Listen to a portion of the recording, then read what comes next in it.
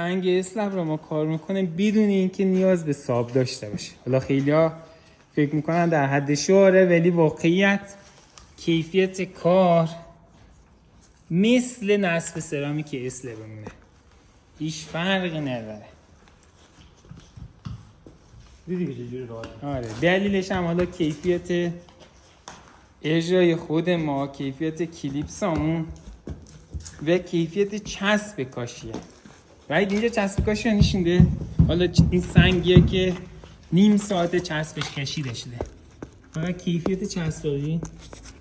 آره اینجوری میشه که ببین میتونه ما با کیفیت نصب کنه و اصلا نیاز به ساب نداشته باشه. این هم که سنگ آوان داده. فارسی او را ببین. خدا پیغمبری این زخامت 3 سانت و نیمه.